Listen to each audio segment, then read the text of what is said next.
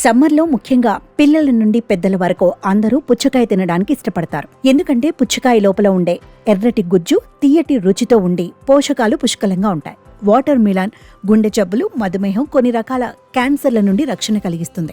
అందుకే కల్తీ లేని పుచ్చకాయను తినాలి. మార్కెట్లో పుచ్చకాయ కొనేటప్పుడు అది స్వచ్ఛమైనదో కాదో గుర్తించడం తప్పనిసరి. ఎందుకంటే మార్కెట్లోకి కల్తీ పండ్లు వచ్చాయి. చూడటానికి ఎర్రగా ఉన్నాయని పండ్లను తినకండి. ముందు అవి స్వచ్ఛమైనవో కాదో గుర్తించాలి.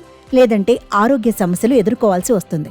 అయితే కల్తీ పుచ్చకాయను ఎలా గుర్తించాలో ఇప్పుడు తెలుసుకుందాం.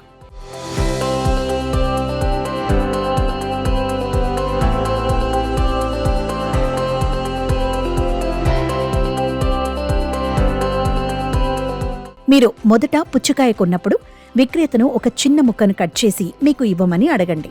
తర్వాత కట్ చేసిన పుచ్చకాయ ముక్క లోపలి భాగాన్ని టిష్యూ పేపర్ లేదా కాటన్ బాల్తో సున్నితంగా రుద్దండి. టిష్యూ పేపర్ రుద్దినప్పుడు రంగు మారితే అది కల్తీ పుచ్చకాయని food safety and standards authority of India చెబుతోంది. అది స్వచ్ఛమైన పుచ్చకాయ అయితే దాని రంగు మారదు. ఈ సింపుల్ టిప్ ద్వారా కల్తీ పుచ్చకాయను ఈజీగా గుర్తించవచ్చని FSSAI అధికారులు తెలిపారు.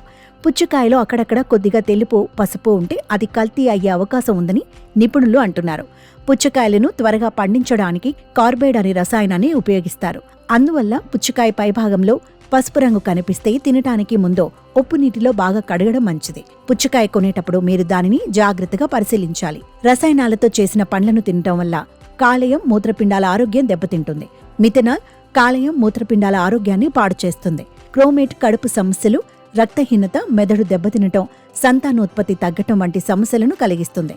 మనం ఆరోగ్యంగా ఉండాలంటే పండ్లను తింటాం. కానీ మనం తినే పండ్లు శరీరానికి హాని కలిగించే అవకాశం ఉంది. ఎందుకంటే లాభం కోసం పండ్లపై రసాయనాలు వాడుతున్నారు. రసాయన రహిత పండ్లు తినటం మాత్రమే ఆరోగ్యానికి మంచిది. ముఖ్యంగా పుచ్చకాయలో రంధ్రాలు ఉంటే కొనకపోవడమే మంచిది. రుచిని జోడించడానికి సిరంజీలు వేసి ఉండవచ్చు. అది కల్తీ పుచ్చకాయ అయితే మీరు దానిని కోసినప్పుడు పండ్లలో ఎక్కువ పగుళ్లు ఉంటాయి. అందువల్ల పుచ్చకాయ కొనేటప్పుడు కొన్న తర్వాత ఈ దశలను పాటిస్తే అది మంచిదా చెడ్డదా అని మీరు సులభంగా గుర్తించవచ్చని నిపుణులు అంటున్నారు.